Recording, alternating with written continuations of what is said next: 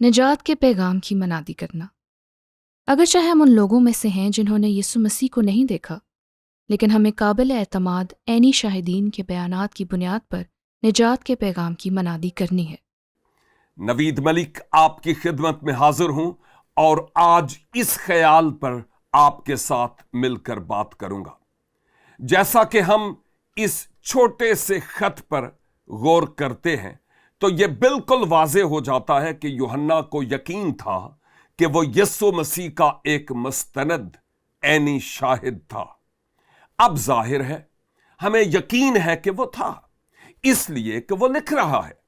اس خط کے شروع سے ہی وہ یسوع مسیح کے بارے میں بہت اہم بات کرتا ہے، اس لیے اس نے یہاں کیا لکھا ہے؟ جو کچھ ابتدا سے تھا، جو کچھ ہم نے سنا۔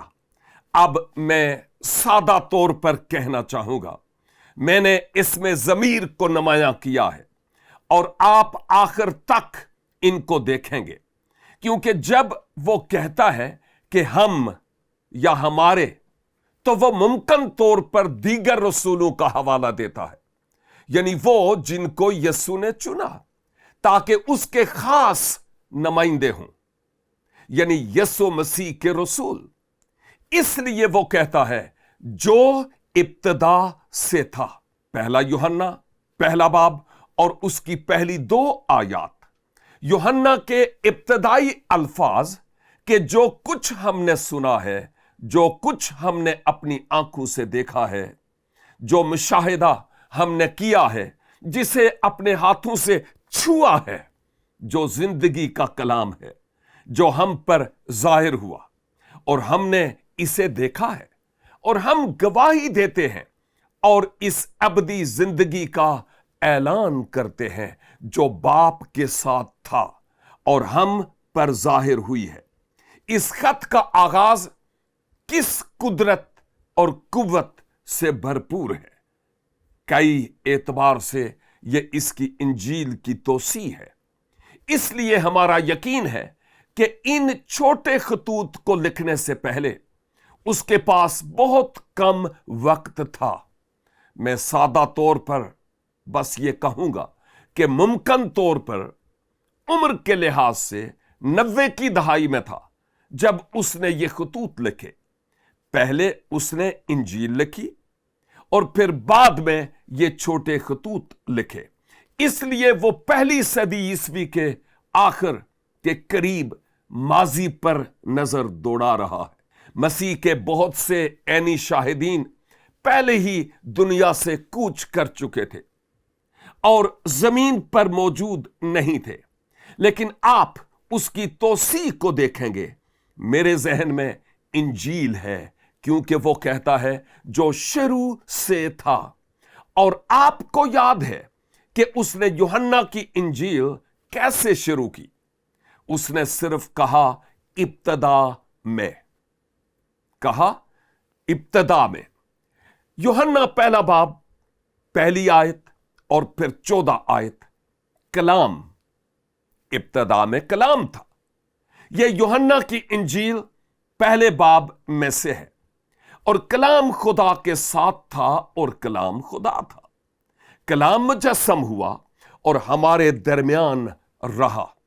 با الفاظ دیگر وہ جو کچھ کہہ رہا ہے وہ یہ ہے، ہم نے اسے دیکھا، ہم نے اسے چھوا، ہم نے اسے دیکھا، ہم نے اس کے جلال کا مشاہدہ کیا۔ وہ ایک عام انسان نہیں جو اس دنیا میں آیا، اور کلام مجسم ہوا اور فضل اور سچائی سے معمور ہو کر ہمارے درمیان رہا، اور ہم نے اس کا ایسا جلال دیکھا جیسا باپ کے اکلوتے کا جلال۔ دوسرے لفظوں میں وہ یہاں پہلا یوحنا میں وہی کچھ دوہرا رہا ہے جو کچھ اس نے دیکھا اور اس نے سنا تھا۔ ہم نے اسے چھوا۔ ہم اس نتیجے پر پہنچے کہ وہ واقعی بذات خود ابدی زندگی تھا۔ اب جب آپ کچھ دیر توقف کر کے ان ابتدائی الفاظ کے بارے میں سوچیں گے، یعنی یہ ابتدائی تعارف تو بنیادی طور پر وہ کیا کہہ رہا ہے، اور ہم ساری شام اس بات کو بیان کرنے میں گزار سکتے ہیں کہ وہ کیا کہہ رہا ہے۔ لیکن آئیے صرف چند مثالوں پر ایک نظر دوڑاتے ہیں کہ اس کا اصل مطلب کیا تھا۔ تقریباً 3 سالوں سے انہوں نے یعنی رسولوں نے اسے تعلیم دیتے سنا جب وہ ایک ساتھ سفر کر رہے تھے یہودیہ سامریہ میں، اور خاص طور پر گلیل میں۔ اب اس کے بارے میں سوچیں کہ اس کا اصل مطلب کیا ہے۔ یہاں آپ یسوع کے سفر کو دیکھ سکتے ہیں، یروشلم ہر طرف، گلیل کی جھیل کے علاقے میں، اور اس سے بھی آگے شمال کی طرف سرحد پر 3.5 سال تک وہ اس کے ساتھ سفر کرتے رہے۔ زیادہ تر وقت گلیل کی جھیل کے آس پاس وقت گزرا۔ غالباً 3 سالوں میں سے تقریباً 18 مہینے گلیل کی جھیل کے ارد گرد تھے اور اس کے ساتھ سفر کیا، اور وہ اسے دیکھ رہے تھے، اور انہوں نے اسے دیکھا اور انہوں نے اسے سنا۔ تقریباً 3 سالوں سے انہوں نے اسے اپنی آنکھوں سے دیکھا۔ انہوں نے حیرت سے اسے دیکھا جب اس نے بیماروں کو شفا دی۔ شفا کے تعلق سے بہت سارے حوالہ جات موجود ہیں، اور رسولوں نے یہ سب اپنی آنکھوں سے ہوتا ہوا دیکھا۔ انہوں نے اسے روٹی اور مچھلی کو بڑھاتے دیکھا، اور اس نے 2 موقعوں پر ہزاروں کو کھانا کھلایا، خواتین اور بچوں کے علاوہ ایک بار 5000، ایک اور موقع پر خواتین اور بچوں کے علاوہ 4000 کو کھانا کھلایا۔ انہوں نے اسے پانی پر چلتے ہوئے دیکھا، انہوں نے اسے طوفان کو تھماتے دیکھا۔ کئی بار ایسا ہوا، اور انہوں نے اسے مردوں کو زندہ کرتے بھی دیکھا۔ اس لیے یوحنا کہہ رہا ہے، ہم معتبر گواہ ہیں، ہم نے ان سب باتوں کو دیکھا۔ مزید برآں تقریباً 3 سال تک جب یسوع نے کشتی میں قدم رکھا تو انہیں اس کا ہاتھ پکڑنے کا موقع ملا، اور یہ بات صرف انسانیت کی عکاسی کرتی ہے۔ کیا ایسا ہی نہیں؟ وہ ایک کشتی میں سوار ہو رہا ہے، اور وہ بڑھ کر اس کی مدد کرتے ہیں کہ وہ ان کی کشتی میں سوار ہو۔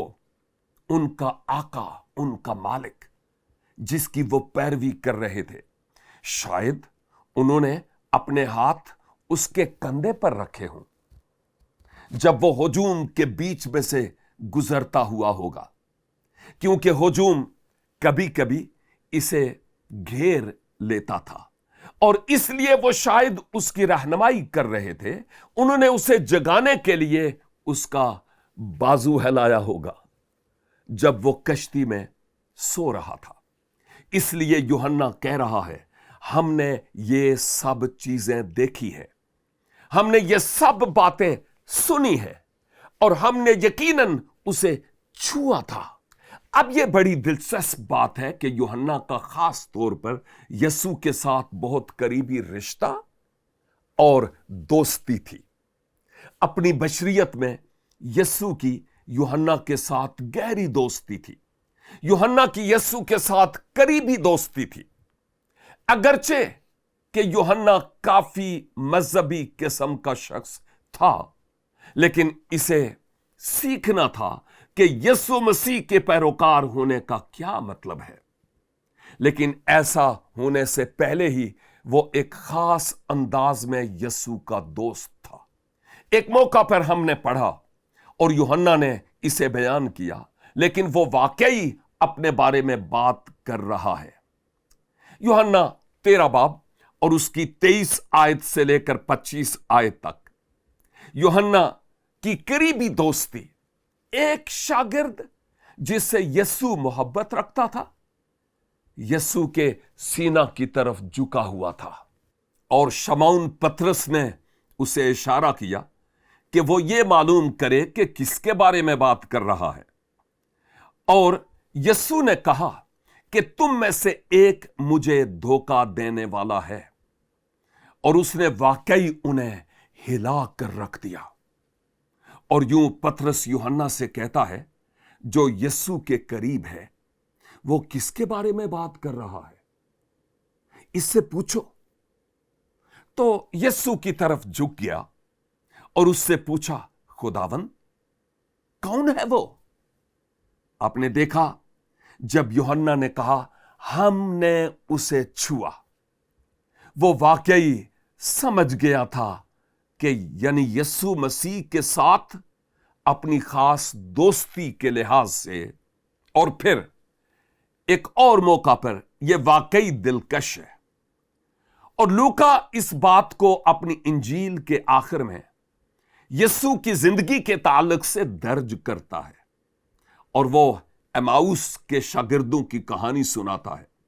ये दो आदमी यीशु के शागिर्द थे और वो एमाउस की राह पर थे। ये एक छोटा सा शहर है, यरूशलेम से निस्बतन थोड़े फासले पर। और बिलाशुबा ये बात फैल चुकी थी कि यीशु मुर्दों में से जिंदा हो गया था। और वो आपस में बहस कर रहे थे और हम नहीं जानते कि वो क्या कह रहे थे, सिवाय इस बात के जो इनमें से एक ने कही थी कि ये नामुमकिन है और दूसरे ने कहा लेकिन हमने सुना है। और जब वो उसके बारे में बहस कर रहे थे, यीशु सिर्फ जाहिर होता है और उनके साथ हो लेता है और इससे मसीहा के बारे में पूछना शुरू कर देते हैं। और वो नहीं जानते थे कि वो यीशु ही है जिससे बात कर रहे हैं, जी उठे मसीह से। और जब वो इस जगह पहुंचे जहां वो ठहरे थे, इन दोनों आदमियों ने यीशु को ठहरने की दावत दी और यीशु ने ऐसा ही किया। और फिर एक हैरत अंगेज बात हुई। इनके खाने से पहले यीशु ने रोटी तोड़ी और इनकी आंखें खुल गई और उन्होंने महसूस किया कि ये जी उठा यानी जिंदा मसीह है। अब उन्होंने क्या किया? वो फौरन गए और रसूलों को मतला किया। और इसी ताल्लुक से हम लूका 24 बाब उसकी 36 आयत से 39 आयत तक पढ़ते हैं। और जब एमाउस की राह पर ये शागिर्द बामुताबिक लूका 36 बाब की 24 से 39 में पढ़ते हैं, एमाउस के ये शागिर्द ये बातें कर रहे थे, कहानी सुना रहे थे, तो यीशु खुद उनके दरमियान आ खड़ा हुआ। वो अभी अचानक नमूदार हुआ था और उसने उनसे कहा, तुम्हारी सलामती हो। लेकिन वो घबरा गए और खौफजदा हो गए और सोचा कि वो भूत देख रहे हैं। और आप तसव्वुर कर सकते हैं ये कैसा मंजर हुआ होगा। और यीशु ने कहा, तुम क्यों घबराते हो? उसने उनसे पूछा, और किस वास्ते तुम्हारे दिल में शक पैदा होते हैं? अब इन अल्फाज पर गौर फरमाएं जो यूहन्ना की तहरीर से बहुत ज्यादा ताल्लुक रखते हैं। बिल्कुल आगाज में, मेरे हाथ और मेरे पांव देखो कि मैं ही हूं, मुझे छू कर देखो, क्योंकि रूह के गोश्त और हड्डी नहीं होती, जैसा मुझ में देखते हो।